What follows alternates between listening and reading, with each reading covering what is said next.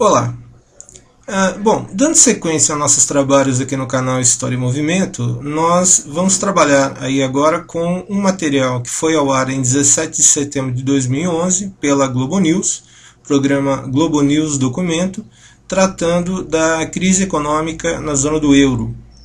Se puxarmos um pouco aí pela memória, vamos lembrar que desde 2008 estamos ouvindo falar bastante aí numa grande crise econômica mundial, fortemente ligada ao chamado mercado financeiro. De um tempo para cá, ouvimos falar bastante também nessa crise econômica situada, contextualizada na Europa, na zona do euro. O que nós temos nesse material? É um material de aproximadamente 40 minutos, nós o veremos em 4 partes, e uma série de relatos e análises sobre essa situação de crise. Eu chamarei a atenção para alguns aspectos desses relatos e análises.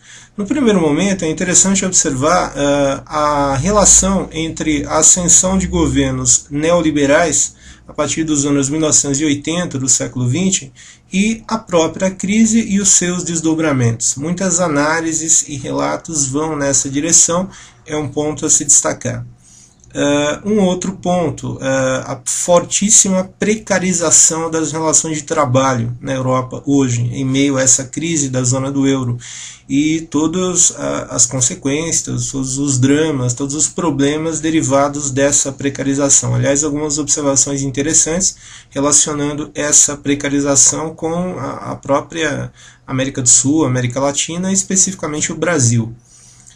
No mais, eu creio que fica muito destacado uma análise que vai na direção da importância de novas teorias para pensar essa situação de crise.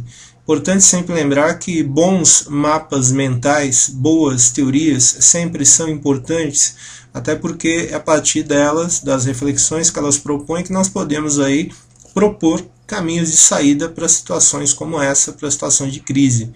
E mais importante ainda lembrar que se a teoria é relembrada, nesse caso, relembramos junto com a teoria, o conhecimento, a educação, enfim, o trabalho mental, o trabalho de reflexão, que não pode ser deixado de lado de forma alguma. Chamaria atenção no último momento para talvez uma reflexão bastante importante para nós aqui no continente latino-americano, na América do Sul, especificamente no Brasil, que é as lições que nós podemos tirar da observação desse panorama todo, desse panorama de crise que esse material nos propõe, nos possibilita ver. Se nós queremos que as nossas sociedades, que os nossos países, que as nossas nações sejam economicamente viáveis, sejam socialmente civilizadas, precisamos urgentemente aprender essas lições, talvez até para rever alguns encaminhamentos aí governamentais, alguns encaminhamentos sociais que temos observado aqui no nosso continente, aqui no nosso país. Enfim, ficamos aí com as 4 partes desse material extremamente útil, muito interessante, sobre a crise na zona do euro em curso. Lembraria mais uma vez, isso é muito importante, é uma crise que está em andamento e seus desdobramentos estão em aberto, e veremos esse material a partir de agora em 4 sequências. É o que passamos a ver a partir de agora.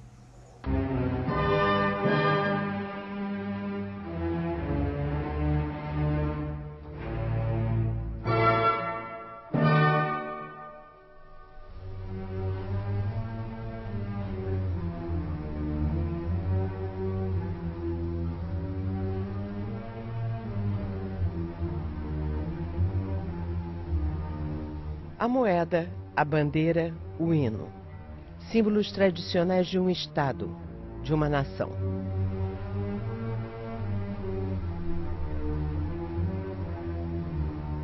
Em 1972, o Conselho da Europa, a mais antiga instituição europeia, entregou ao maestro alemão Herbert von Karajan a missão de fazer os arranjos musicais que transformaram uma famosa composição de seu compatriota Beethoven no hino da União Europeia.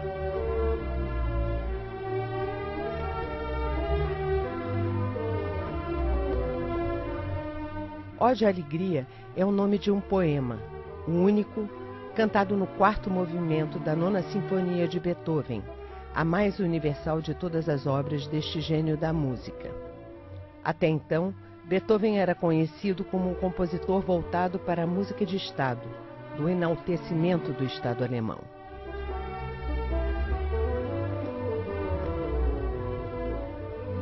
O poema de Schiller que inspirou a obra, escrito em 1785, é, ao contrário, a expressão da utopia de uma comunidade humana universal, fundada com base nos valores de liberdade, paz e solidariedade.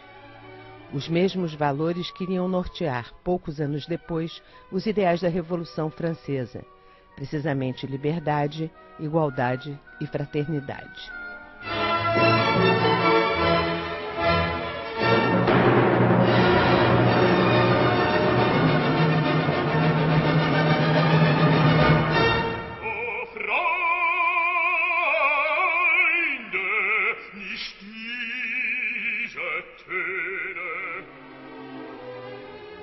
Mas quando a ode à alegria foi adotada como hino pela União Europeia, os versos de Schiller se tornaram um elemento de difícil assimilação. Il y a eu deux raisons contre l'adoption des paroles qui ont été mentionnées. D'une part, c'est l'idée que le texte de Schiller est en allemand et qu'on ne pouvait pas faire chanter tout le monde en allemand. C'est impossible de faire la traduction dans Peut-être que différents langages. Ça existe, ça doit exister, des traductions dans tous les langages, mais en tout cas, on a trouvé que l'idée d'une polyphonie polylinguistique était trop compliquée. La deuxième, c'est l'idée que le texte de Schiller ne parle pas de l'Europe. L'Europe, même si c'est très grand, c'est quand même quelque chose qui est une partie du tout. Et le projet de Beethoven, c'était parler du tout. Et donc on a des traces dans les débats des parlementaires qui disent le texte ne va pas parce que ça ne parle pas d'une identité européenne.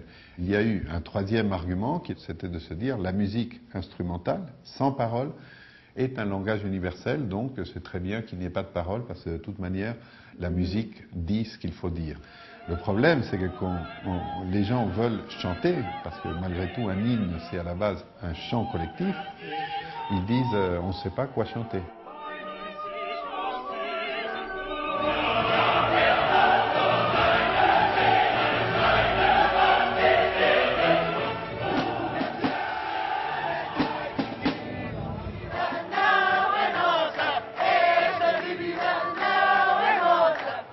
Os cantos coletivos mais comuns na Europa de hoje são cantos de indignação. Vozes descontentes com o enfraquecimento progressivo de um símbolo da construção europeia do pós-guerra bem mais forte que um hino ou uma bandeira. O modelo do Estado do bem-estar social, que por várias décadas garantiu aos cidadãos um colchão de segurança com educação e saúde de qualidade, auxílio nos períodos de desemprego, direito a uma aposentadoria decente. Um lento processo de desconstrução, que é parte de um fenômeno maior de transformação porque passou o sistema em que vivemos ao final do século XX, acelerado nos últimos 10 anos de endividamento e déficit público. Em todos os países, promover ajustes fiscais significa cortar gastos no lado mais vulnerável da sociedade europeia.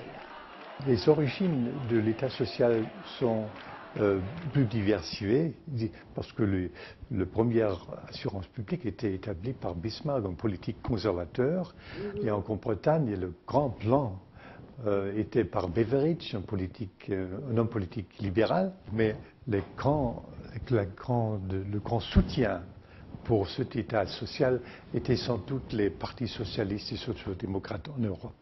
Et l'État social le plus avancé au pays du Nord, en Scandinavie, était un État social très marqué par la sociodémocratie, sans doute.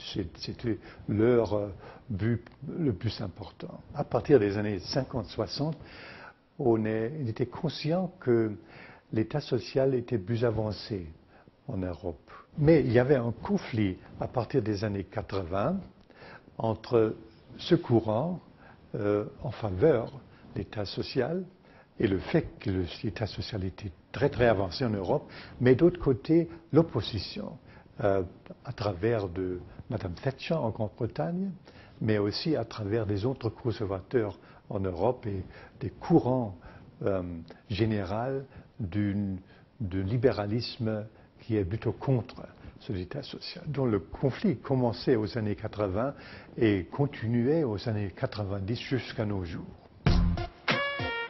O primeiro espaço a ser afetado pela reforma do modelo social europeu foi o do mundo do trabalho.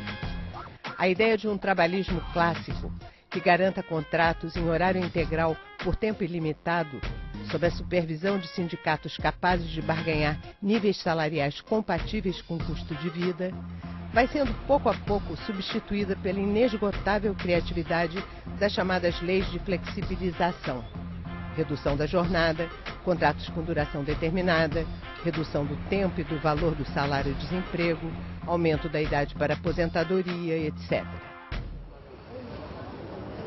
Estranha inversão. O modelo social dos países centrais parece adotar aos poucos o modelo dos países da periferia.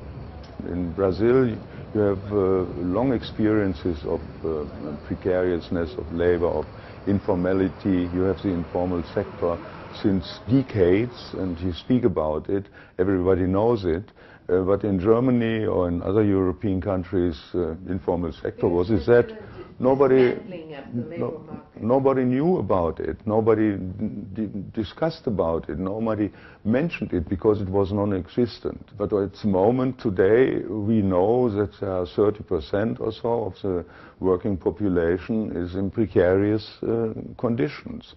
And many young people make the experience that they have not a lifelong perspective of their work, and therefore their whole behavior in the society and their consciousness is changing. And that is what is happening today. There's a generational break, rupture, so to say, which is rather hard and rather new for Europe. And that is what many people see as makes them pessimists.